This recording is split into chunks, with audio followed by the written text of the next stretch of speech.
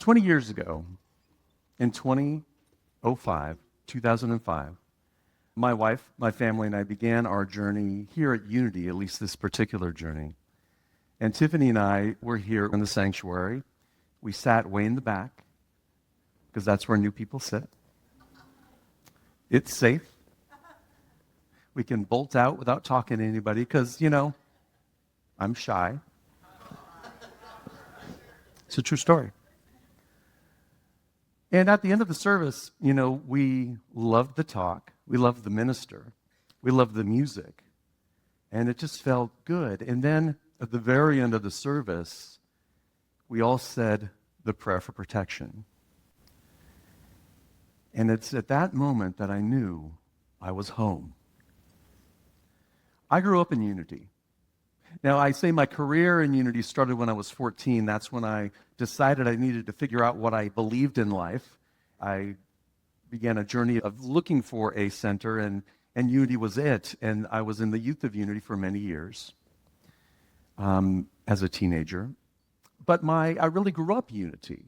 And one of the two prayers that I remember as a child, and my second favorite prayer, was the prayer for protection. So when I immediately heard it, it took me back to that experience as a child and hearing my mom say it and saying it with her and feeling that, just that sense of safety that it inspired.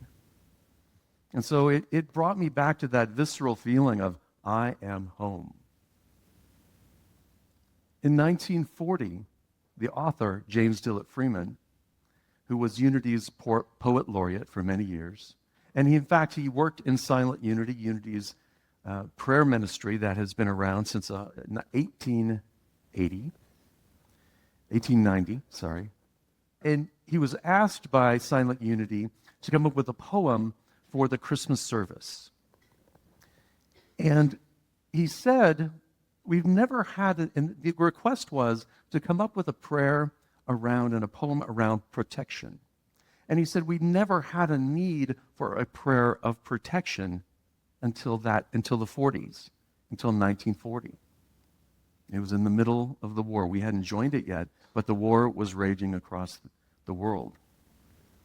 And so he sat down and he wrote a 4-line poem that became the prayer for protection that we know today.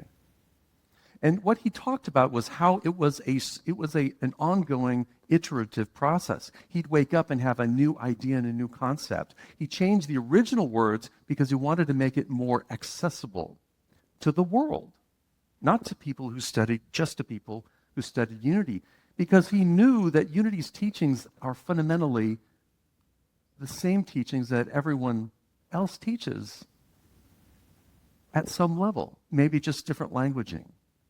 And so he wanted to make this very accessible.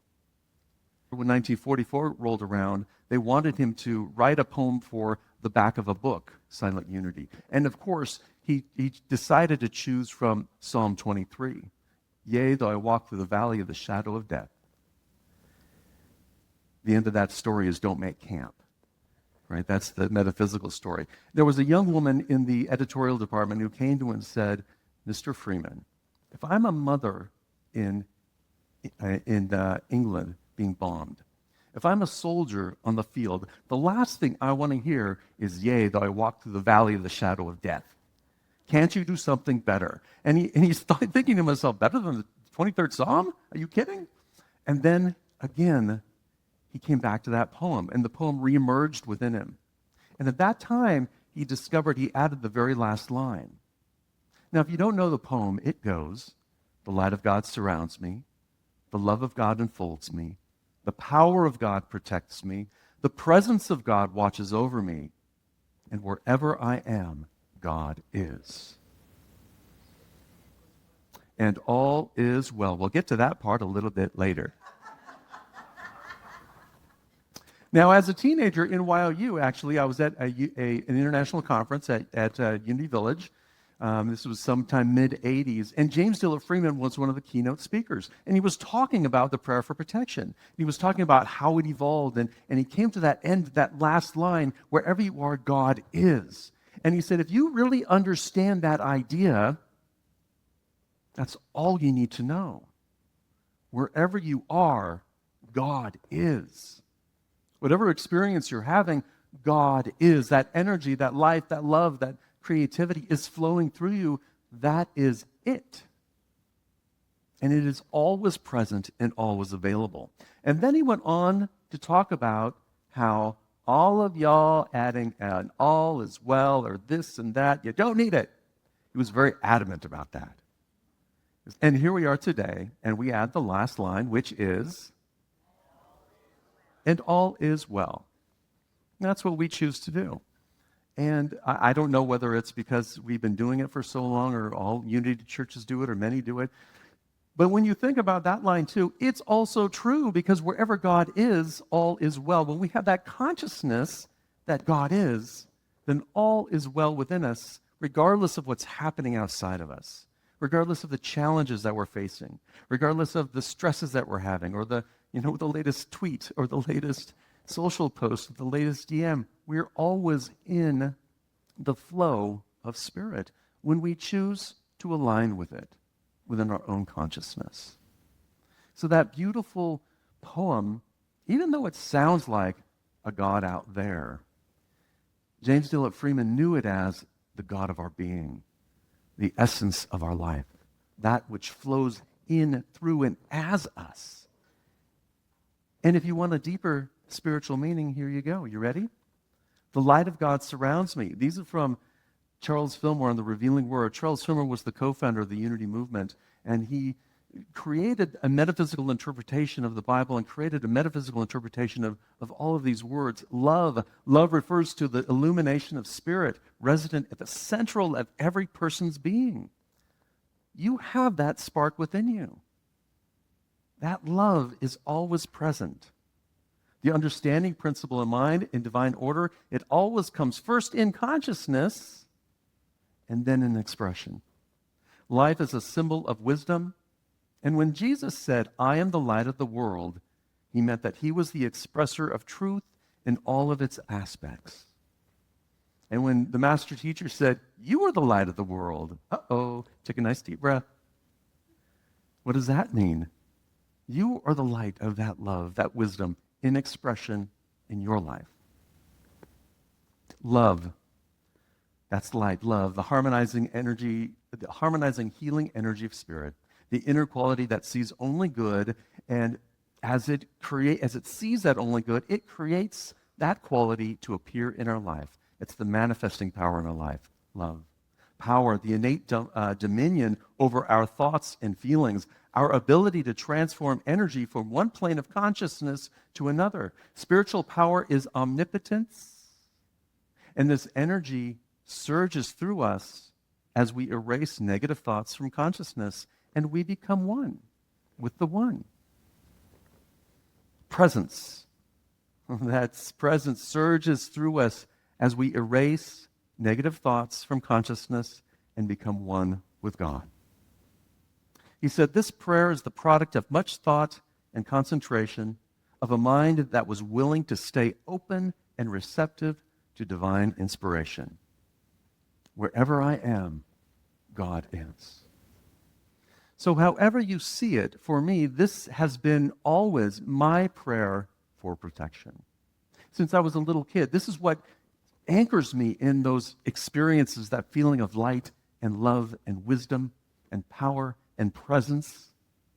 And this is why every time I get on an airplane, just automatically my mind recites the prayer for protection. It just does. Whenever I'm feeling stressed or strained, my mind just automatically cites the prayer for protection. It grounds me in that experience.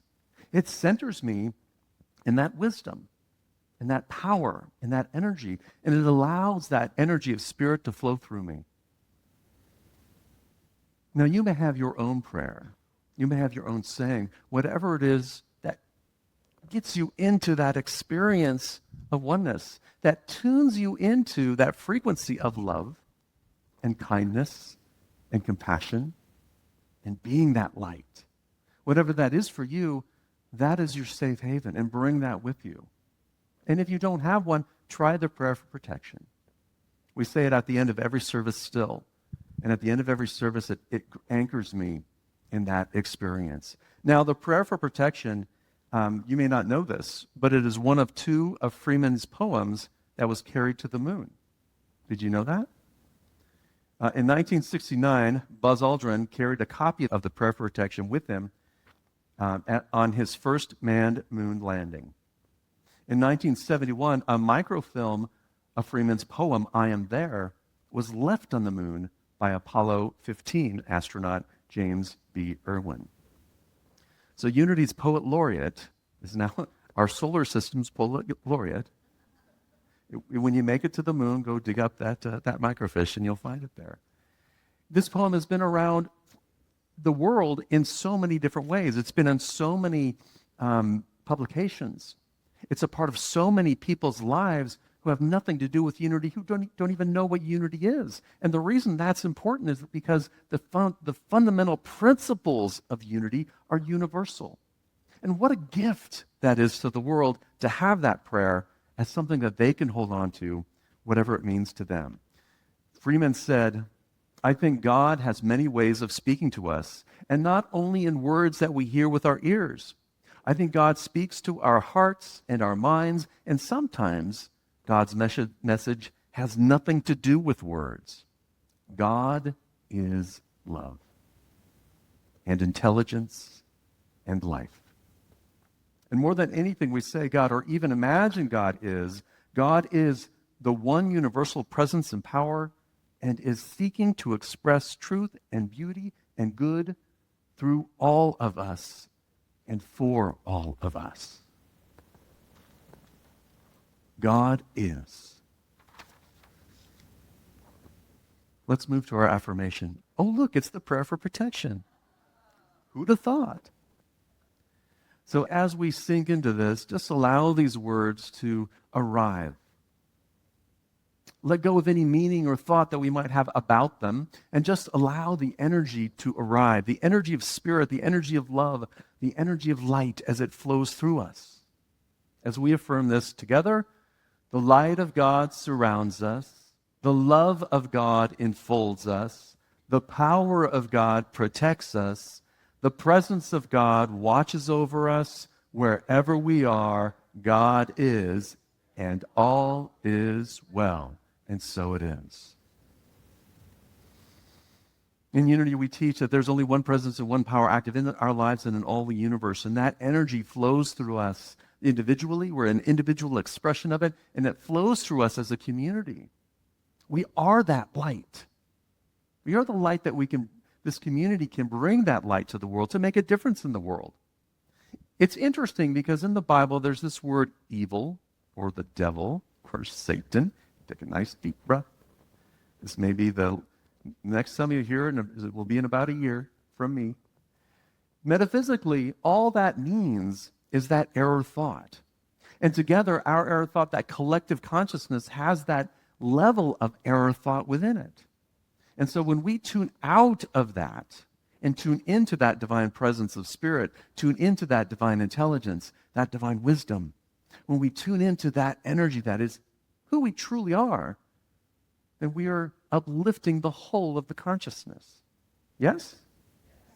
So through our light and our love, we have the ability to shine that light, to send that loving energy, the harmonizing, healing, prospering energy of spirit into the world. To be that power through our voice, through our words, and through our actions, and to express that presence. Because that's how we change the world, by being who we've come here to be, a living expression of the image of God, which in unity we call the Christ. Let's take that into our time of meditation and affirmative prayer.